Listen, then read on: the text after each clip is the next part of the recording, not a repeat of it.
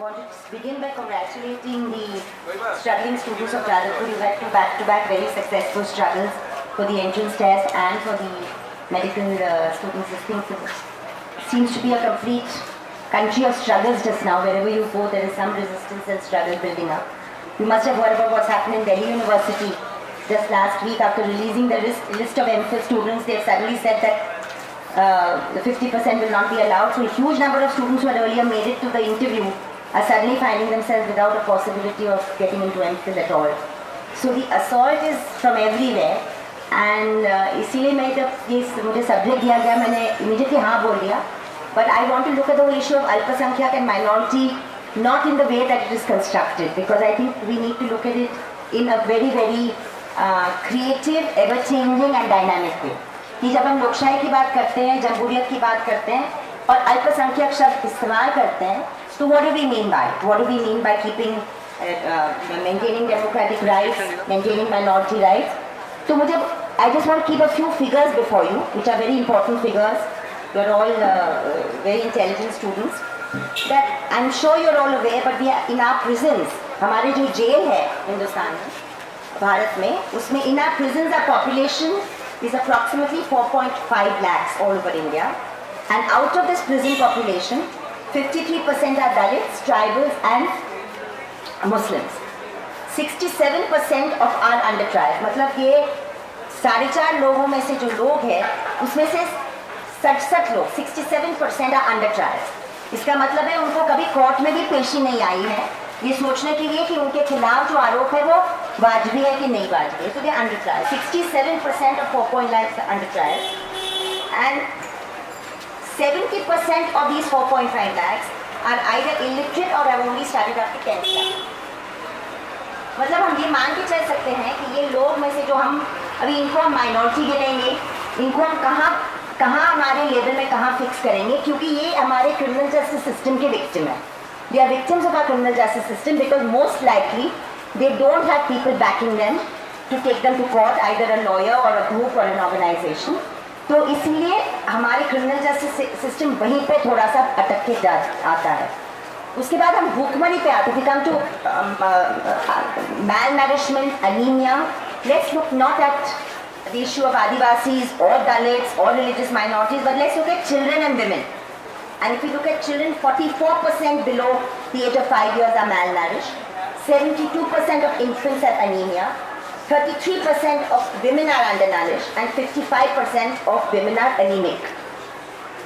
तो इसका मतलब है कि जब हम अपने आप को आर्थिक, राजनीतिक और सामाजिक स्तर पे एक समाज की तबीयत या हेल्थ के बारे में सोचते हैं, human development indicators, I think one of the human development indicators that's always taken into account is levels of education, levels of public health, levels of nourishment, hunger, levels of access to justice.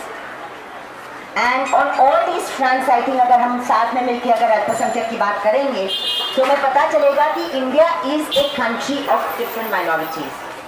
And we need to understand that to keep this India vibrant, alive and democratic, we need to have a struggle for all these minorities. और अगर then I want to come to the 10 years before 2014, जो 10 साल उसके पहले थे, 2004 से लेकर 2014 तक. मैं कोई एक सरकार की ना तरफदारी करना चाहती हूँ, ना बाद की सरकार की टिप्पणी जरूर करना चाहती हूँ, मगर पहले वाली सरकार की मैं तरफदारी नहीं कर रही हूँ. But I'm making an observation that in those 10 years between 2004 and 2014, we had about 15 legislations coming up for the first time, which were rights-based legislation. मतलब ऐसे कानून बनाए गए केंद्रीय स्तर पे जिसको हम अधिकार को लेकर कानून कह सकते हैं. Forest rights act, MNREGA, right to information act, domestic violence act, land acquisition and compensation and fair reparation act, food security act. और ये कानून वो 10 साल में बने. अभी 2-2.5 महीने पहले मैं I was taking this workshop with my Adivasi women leaders in Sonbhadra district. I don't know if you're aware, but Sonbhadra is a large forest area which cuts across 5 states of the country. Uttar Pradesh, Jharkhand, Madhya Pradesh, Chhattisgarh and Bihar. And it's a huge, बहुत घना जंगल है और वहाँ पे आदिवासी का एक जम के लड़ाई चल रही है इस वक्त. because the whole struggle is to preserve the forest land which is under their care. तो फॉरेस्ट राइट्स एक्ट जब 2006 में बना, 2006 December 31st or 30th the Parliament enacted this law. मगर उसको अगर आप गजेटियर में देखेंगे तो it's known as Act number 2 of 2007 because actually came into the Gazette in 2007. उसके जो कानून बने, रूल्स बने, they were made only 4 years later. Now why am I referring to this? मैं इस बारे में बात कर रही हूँ क्योंकि ये कानून को पास करने के बाद भी सदन में जब why did the Parliament pass this law in 2006? Something that should have been passed in 1955 or 1960 is a question that we need to ask ourselves. When we talk about civil rights, democratic rights, minorities, और यही सवाल मुझे आदिवासी बहनों ने पूछा कि ये कानून जो अब हमारे लिए एक बहुत बड़ा कानून हुआ, ये सदन ने ये कानून हमको संविधान के नाते पहले क्यों नहीं दिया, और अगर कानून ये बना तो संविधान का क्या फायदा? Today we keep talking about our rights under the Constitution which are under threat. Article 14 is under threat. Article 21 is under threat. Article 19 is under threat. Freedom of speech, freedom of expression, freedom of faith, belief, and culture is under threat. But to make the Constitution a meaningful document, the Parliament of India were required to repeal many of the British colonial laws which were unconstitutional. क्योंकि आपका संविधान 200-250 साल national movement के बाद बना, but the constitution reflected the aspirations of the Indian people, but you had many laws made by the British. At least 200 statutes had been passed by the British to control a colonial population. So the Police Act, the Indian Forest Act, the Indian Penal Code, CRPC, all these acts were actually made prior to independence and prior to the Constitution. So because you are young aspiring students and you're probably going to be big players in the social political arena, I think the question we need to ask is, why did it take our Parliament 30-40 years to constitutionalize laws related to rural work, related to education, related to information, related to Adivasis, related to health and all of this? Because, as Baba Saheb Ambedkar said on 26th of November 1949, कि एक हम खतरनाक रास्ते पे जा रहे हैं जहाँ पे हम अपने आप को राजनीतिक आज़ादी ज़रूर दे रहे हैं मगर सामाजिक और आर्थिक आज़ादी हमारे समाज में नहीं है. So the politics got captured by a section of the elite. Not that all of the elite was regressive. It was progressive, it came from the national movement, but it was not completely connected with the desire to make right the social and economic incorrectness. Even the Zamindari Act, even land reform, Bengal got it because of the left government, but what happened in UP and Maharashtra? There was a pushback even to something like land reform. So I think this question we need to ask ourselves कि आज हम अल्पसंख्यक की जब बात करते हैं तो हमें आर्थिक, सामाजिक, राजनीतिक, धार्मिक और कल्चरल सब अल्पसंख्यकों के बारे में बात करना पड़ता है. I deliberately want to touch on Article 377 because that's some subject which you normally don't talk about when you talk about minority rights. जब 2010 में आई थी तो दिल्ली जजमेंट केम इन 2009 में दिल्ली हाई कोर्ट ने जब वो जजमेंट दिया और उसके बाद एक सुप्रीम कोर्ट का बहुत ही अफसोसजनक फैसला आया and now the judgement is due again in a clutch of petitions after the privacy judgment. तो वो सेक्शन 377 को जब डीक्रिमिनलाइज किया गया तो वही बात एक कोर्ट ने की जो सदन में करनी चाहिए थी कि ब्रिटिश हुकूमत के ज़माने में that section of the law which actually was incursing upon public life and was criminalizing same-sex relations and different-sex relations and multi-sex relations was not repealed. That's just one example. Similarly, Right to Information Act, Right to Education Act with all its flaws, Right to Food Act, वगैरह ये सब कानून बहुत सालों के बाद बनाए गए. तो हमारा ये मानना है कि आज ये जो सरकार हमारे बीच में दिल्ली में बैठी है और काफ़ी राज्य में है, वो ये पूर्ण अधिकार जो दिए गए हैं अलग अलग तबकों को उसके छीनने के पीछे लगी है.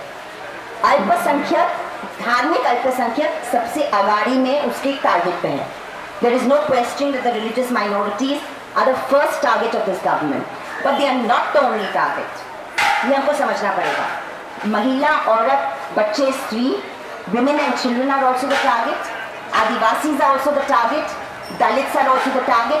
Working class is also the target, and farmers and agrarian class is also the target. And I think only if we have this understanding of what has been happening for the last 4.5 years, will we be able to build alliances to understand and topple this government. Neoliberalism came in 1991 not by BJP government.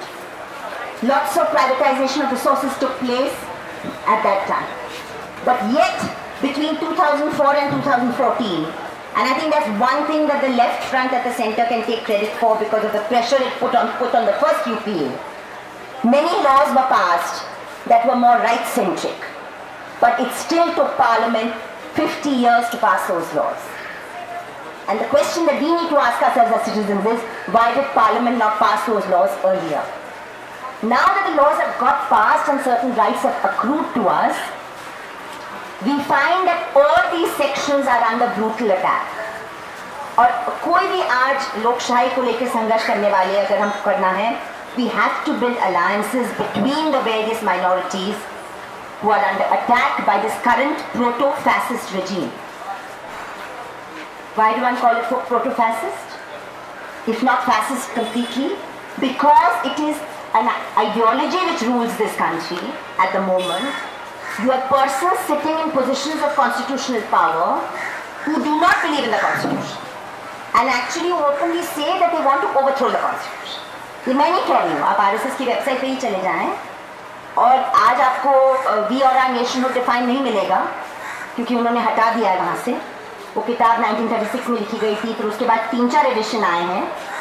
किसी को interest हो तो हम आपको दे सकते हैं, वो addition हमारे पास है, हमारी सबरंग की वेबसाइट पे डले हुए हैं. मगर bunch of thoughts is still on their website. And in bunch of thoughts, among the many things that the RSS openly says, it says that we believe in an overthrow of the constitution and a return to the era of the Manusmriti. वो खुलेआम कहते हैं, वो कुछ छुपाते नहीं है.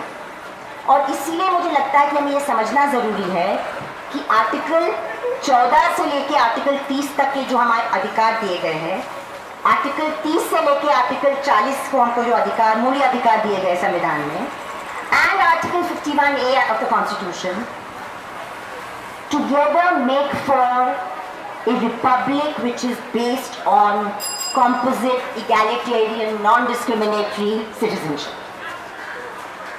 Which means I can't say that because I'm an urban middle class or upper middle class person, I have greater claim for citizenship than somebody who's a working class person or a migrant laborer. You have a right of citizenship because you are born there, you're working there. Your religion is not based on caste or religion. But what the RSS believes in is religion-based nationhood. गए 4.5 साल के सरकार में, we are seeing a climate of fear being generated every day. And this fear serves a very useful purpose. Because the fear makes people decide whether they want to attend a meeting or not, whether they want to be seen in a particular crowd or not, whether they want to be associated with certain names and groups or not. And this fear has a very powerful potential of actually ensuring that the large majority remains silent, even if they're the right-thinking majority. आपने गोलवलकर का नाम जरूर सुना होगा, आपने श्याम प्रसाद मुखर्जी का तो नाम सुना ही होगा, मगर मैं इन दोनों हस्तियों के बारे में नहीं बताऊंगी. I'd like to talk about B.S. Munje, because less is known about Munje, who was an RSS ideologue, than others. Very interesting character. He visited Italy in 1934, and when he visited Italy in 1934, he met Mussolini in this hotel in Rome. And Mussolini facilitated his visit to the fascist camps of the fascist party. And he spent about 10 to 15 days in Italy, and he comes back and he writes his diary.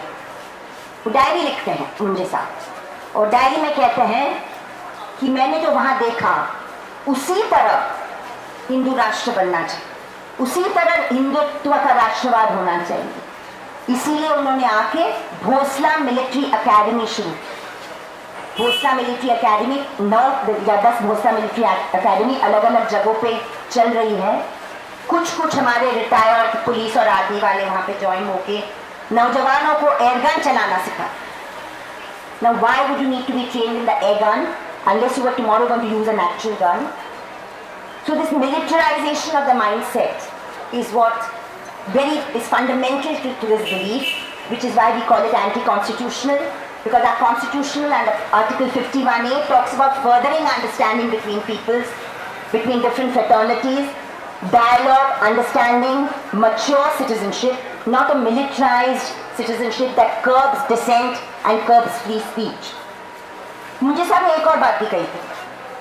वो इस्लामपुर बिहार गए थे 1937 में, जब partition को लेकर दंगे शुरू हो चुके, और पार्टीशन को लेकर जब दंगे शुरू हो चुके थे तो वो लौट रहे थे, was coming back from Islampur, and he wrote in his diary that day about, it was titled Fear of Death,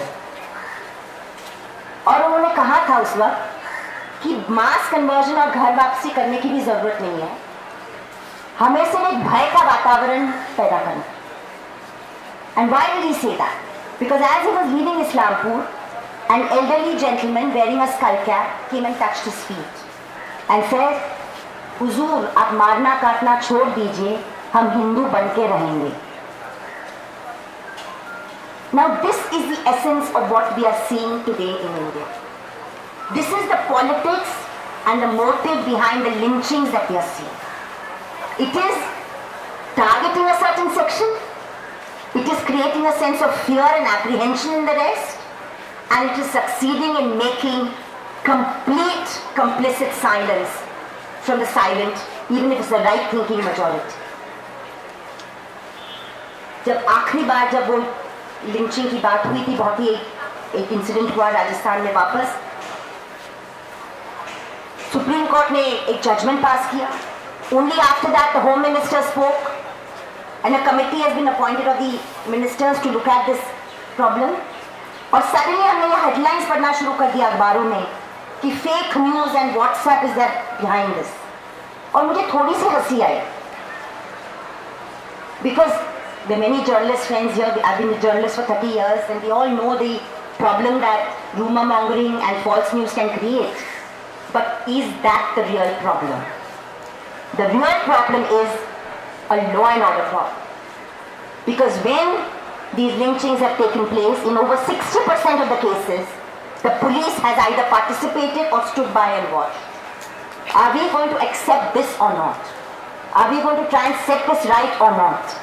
Are we going to ask the question that we asked after the Bombay Bhiwandi violence in 1975, that I asked in 1984 after the Bombay violence, that we asked when the Sikhs were massacred in Delhi in November 1984. We asked the same question, that how come the police, when a communal pogrom takes place, starts behaving against the minority? How does the police imbibe this sentiment? How does the police imbibe this majoritarian sentiment? It happened with our Sikh sisters and brothers in Trilokpuri.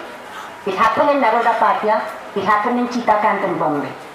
So this majoritarian shift that takes place, sometimes the minority is the Sikh, largely the majority is Muslims, very often it is also the Kashmiri Pandit, like happened in the valley, and they are all victims of a majoritarian sentiment.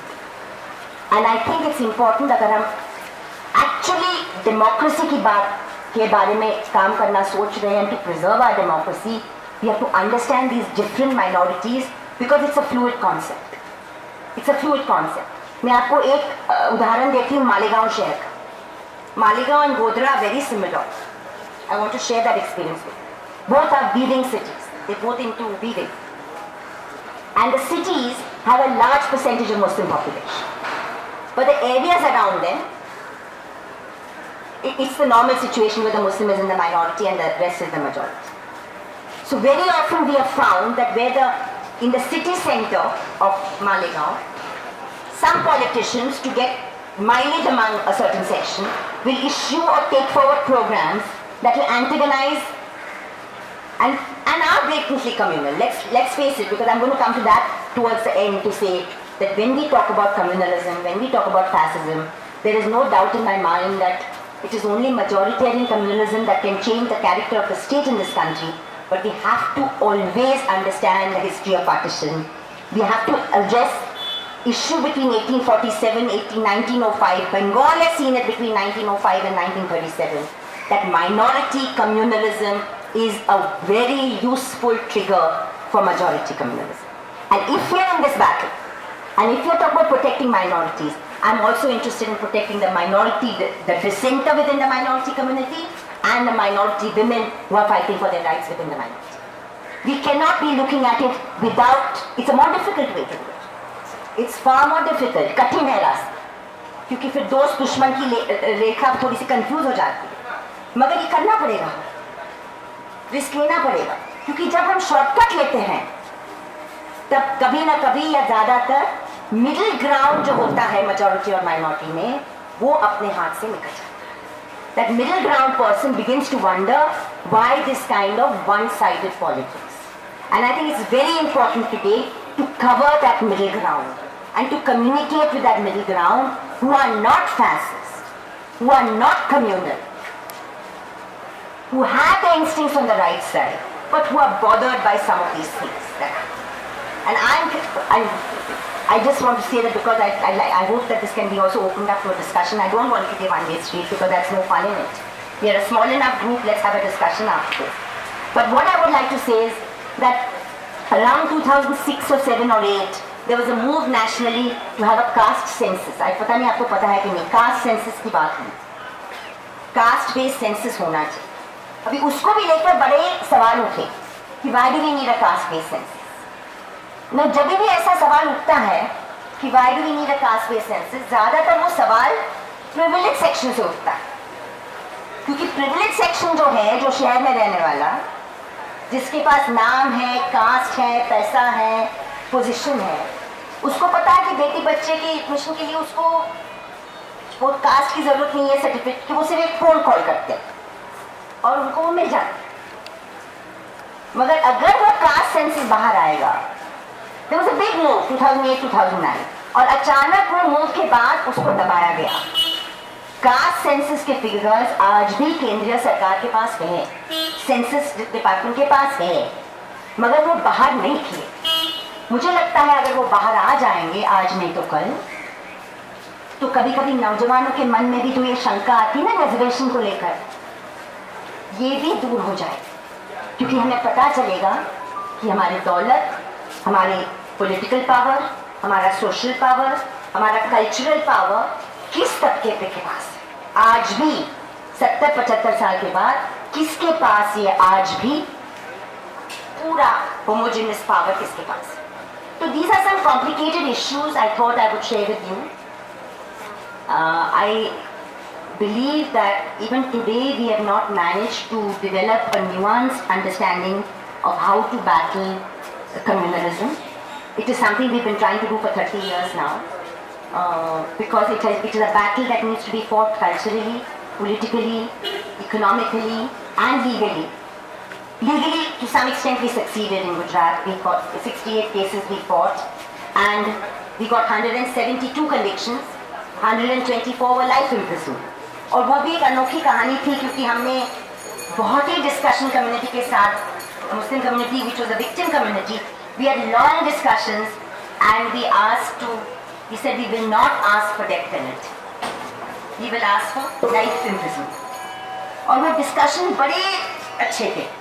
They used to go on for hours and it was not easy, because जब आपने पूरे जुर्म को देखा है, अपने बेटे को बच्चियों के ऊपर इतनी जाती करके खुलेआम मारने का, then that natural instinct is to ask for revenge, or we are told to always ask for revenge. मगर जब बहुत सारे 15, 18, 24 घंटे के डिस्कशन के बाद हमारी बहनें कहती थी कि नहीं, for 2 reasons they accepted that it should not be death penalty. One was that why should we be what they are? We should be a little bit better than them, who did this to us after Godhra. But the second reason was also interesting. They said, कम से कम जिंदा रहेंगे तो पश्चाताप करने का तो chance है, एकदम से आप मार डालेंगे तो वो भी चांस नहीं बचे. So these are kind of very interesting minutes and moments that you can get in a struggle. We learned a lot of things through the legal struggle, but I think in the social and cultural arena we still have a long way to go to battle the forces of communalism. आज भी ऐसा क्यों होता है कि छोटे से मोहल्ले में, बस्ती में, where there has been no real issue, but you can actually use this card, this identity card, and create a thing overnight. ये क्यों होता है? ये बंटवारे विभाजन के वक्त भी हुआ था. I mean, you can't blame partition on one particular sectarian force. Though of course the Hindu Mahasabha, RSS and the Muslim League were playing their roles. And all three were playing their roles. In Bengal, if the large section of the majority suffered, the Hindu majority suffered. In Punjab, it was the Sikh majority who suffered. In Bihar, it was the Muslims who suffered. And three communities were equally massacred. And yet we've not had a catharsis or a discussion over partition. And over the role of communal politics. तो आज भी मुझे लगता है कि जब हमारे ऊपर ऐसी सरकार सर पे बैठ गई है जो बुनियादी स्तर पे मानती है कि संविधान के बराबरी और नॉन डिस्क्रिमिनेटरी फाउंडेशन को हमको पलटाना है. At this stage, how do we forge ourselves ahead, understanding who is the minority, understanding the struggles of different kinds of minorities, the fact that Adivasis are fighting for the Forest Rights Act and their land, that whether it is Chhattisgarh, Jharkhand, Sonbhadra, there's a battle out there which is not Hindu-Muslim, which is not Hindu-Dalit, which has got to do with just control over land resources. And it is our Adivasi sisters and brothers who are protecting our forests and land, and these are being taken away for corporatization. When we talk about minority rights in India, and we must talk about minority rights in India, it is the right of the religious minorities as much as of the Dalits, as much as of our Adivasis, as much of the political dissenters, as much of the LGBTQIA community, as much as the women within the minorities, whether it is Dalit women, Muslim women, any women, because I think that is a nuance that we need to introduce to make our struggles more successful. Thank you very, very much. I'm happy to take any discussion. Time frame from 2004 to 2014, during the Congress regime, we also saw how Operation Green Hand and Salva Judum was unleashed on people fighting the forces. And eventually, the state doesn't recognize that there is something called Operation Green Hand. If you can say something on this. No, it's a very valid question. That the entire beginning of the repression in Chhattisgarh started with Operation Green Hand. And we had the Supreme Court judgment on that as well. Which very rare to have Supreme Court judgments actually acknowledging military sort of misdemeanors by the state. Normally the courts don't go so far in our country. So I think, like I said before, even I talked about neoliberalization, that the processes had begun even before. And if you remember that famous statement of Manmohan Singh, they said 136 of our districts are out of government control. And that is what he used to justify the Operation Green Hand. So there's absolutely no question in my mind that when it comes to these issues, there's a complete collusion by the different ruling parties, and that is why one is opposed to things like two-party elections or elections at the same time. I think the regional players do have a role to play, because I think if you just have two major parties, then we compromises all the time. Even the way the amendments to the UAPA were brought in 2008 and 2013, quota was repealed, but all the worst parts of quota were brought in. Only that at that point the left opposed it, but the BJP and Congress were on the same page in Parliament. And the BJP and Congress passed those amendments. So it's a very valid point, and there are many such examples. Few days back we saw how the central government, they again kind of tried to halt your movement for the people for voicing concerns, like they raided your office and all. So That's 2 years back. yeah, so what's are they trying? What are they trying now? Right now, how are they trying to? Well, every 6 months they launch one more false case against us. I've got anticipatory bail about 9 times. And maybe I'll have to do it 10 more times. I mean, every time there's a false case, so far the courts have been alright, and they come to our aid and support. All the so-called offences relate to only that period. Nothing is new or whatever. So, and I mean, it's not happening only with us. We are at the front line, but there are many others who are also facing something similar. I think one thing this government really feels most worried about is being shown truth to power. And for many of us who've seen 2002, and who's seen this a person who was a hesitant chief minister becoming actually ruling over a carnage and then going to become prime minister. That's a question of a threat to environment. I've requested Sushi to actually distribute some of our organization's membership form because we are looking for youth volunteers for our organization cjp.org.in. Please have a look at it, have a look at our website, and there's some book. If you feel inclined, it's not the amount is very small, 50-100 rupees, but we are really looking for youth volunteers everywhere to actually become the voice, maybe even form a unit of our organization in different ways. Sorry, the media I'll talk to you later. No, I'm not from... No, you're a student then. Sorry. I thought it was a mainstream. The thing is that in our country, many people try to differentiate class struggle and the struggle for caste. So, I personally think that these two struggles aren't different.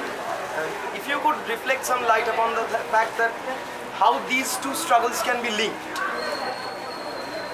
Yeah, it's a very crucial understanding that we need to build, and I think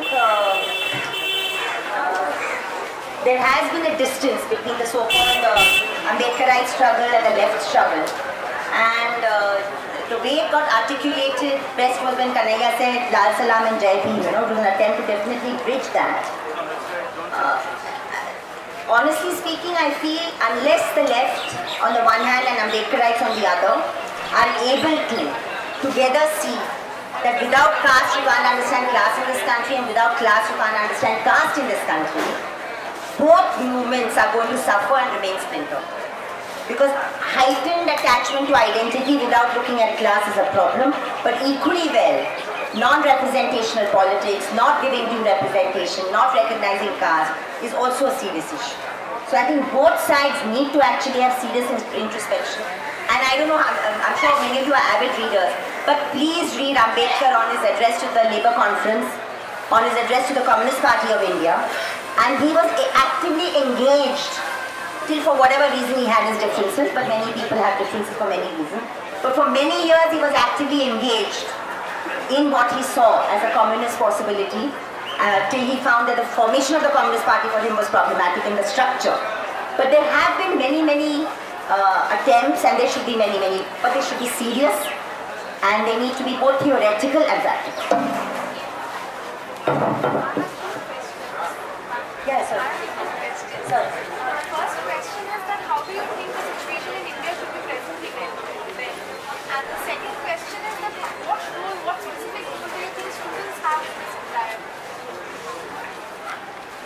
Nice question, but I just want to start by saying that for many of us who are already bearing the brunt of this government and at the forefront of struggles, a great source of strength for us was the amazing movement across universities put up by student leaders who were repressed in their own ways, who are much younger, who have a huge future to go. I mean, Jadavpur had a bit of it, Hyderabad Central University had it, JNU had it, Pondicherry had it, Assam had it, and I don't take names of personalities because that becomes personality based. But I think the young people are really battling because they understand the value of the higher education that we've been given, which again, by the way, is a very good example of what I was saying earlier, that the creation of the central universities and your struggle, which complements to your leadership to have the hunger strike to retain the admission test, was to enable a standard of higher education for a representative section of Indians.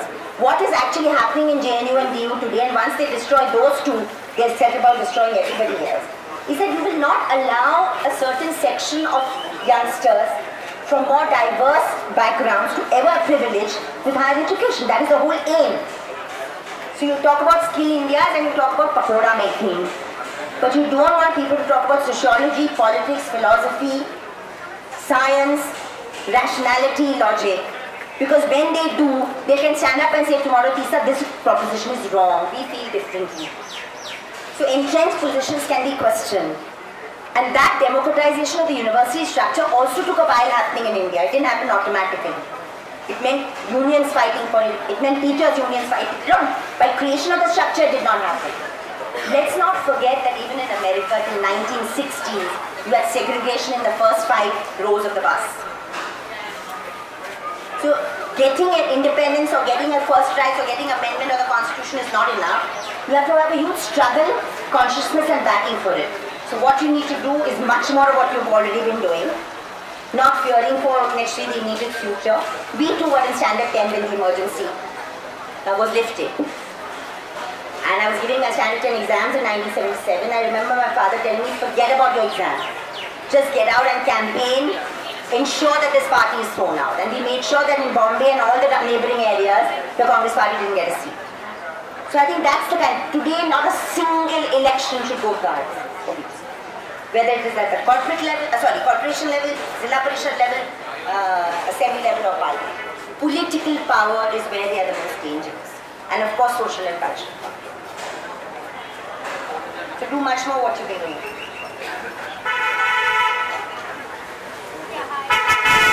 Thank you for your insightful speech. I just wanted to know that post 2014, we have all these promotions regarding Beti Bachao campaign, and right now in the movies, even the Act 2013 is being promoted, the Redressal Prohibition Prevention Act. So we also see the increment of the rape cases all over the country, whether in Kathuria right now, a few days back in UP, the body was being even, put on fire. So if you could just put the insight on how ironical and hypocritical the condition of this government is on, promoting women's rights and also, not taking any action against any gender violence is happening across the country. This is all connected up. It's connected up with the same worldview I was talking about. I mean, I get with the issue of how they look at the constitution. If you look at how they look at the issue of who are our internal enemies, then the RSS will tell you the internal enemies are Muslims, then Christians, then communists. And when they say communist, they mean any free thinker, any dissenter. It could mean a socialist, it could mean anybody. Similarly, if you look at their position on women, and when they talk about bringing back the Manusmriti, you understand what it means about sexuality, it means about women, controlling women, knows what it means about same-sex, different-sex relationships. And I think the whole issue is a very authoritarian, militaristic setup, justified in the name of a very tiny vision of Brahminical Hinduism. It's not even all Brahmins believe that. But it's their notion of a militarized Brahminical religion, and therefore, unfortunately, to keep women under control, number one, violence is justified. And not only that, today you have a huge lumpenism at work, which is scary. When we talk about justifying the mob, Hitler had his brown shirts. Today we don't have the organized brown shirt, we have the khaki shirts which just have functioning because of impunity. Because they know that from the SHO at the police station, to the IG, to the minister, to the bank, that there is a culture of impunity, they are going to be safe. They are not going to be the same. I mean, how can you justify what happened in Kathua?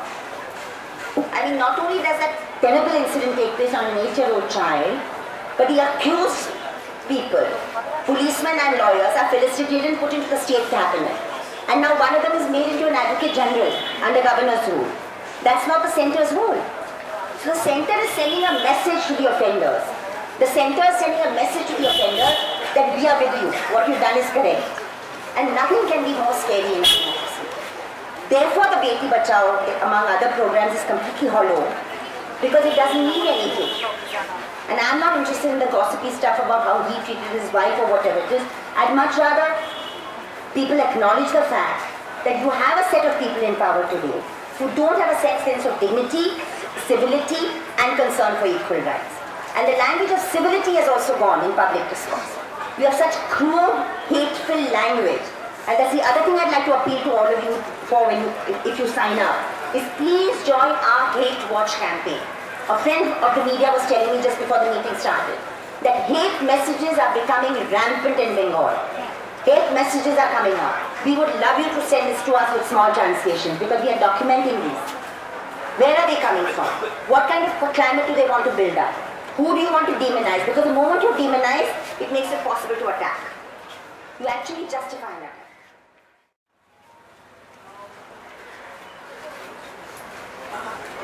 She wants to. You said that you need to build this alliance between minorities, all sorts of minorities. Do you have a vision of how we might go about that? कैसे होगा alliance कैसे form किया? देखिए एक तरीका तो ऐसा है कि पीपल्स फ्रंट बने, मतलब पीपल्स फ्रंट में जैसे अलग अलग आंदोलन के लोग जो अलग अलग मसले पे, जैसे कि आप ये सिंगल इश्यू मतलब तो मतलब 70s 80s 90s में सिंगल इशू हमारे आंदोलन बहुत सक्सेसफुल रहा करने का, वो सिंगल इशू आंदोलन से मामला नहीं चलेगा. That's what I try to say. We need to be thinking of an alternate vision of social existence, economic existence and politics. And in that, for instance, if you look at the those who have been targeted among the various minorities and look at the issues those struggles have raised. And then people actually need to sit down theoretically and build an alternate vision from that. So that there's a real alliance on the ground. It's not simply for this election or that election. You know? It needs much harder work than that.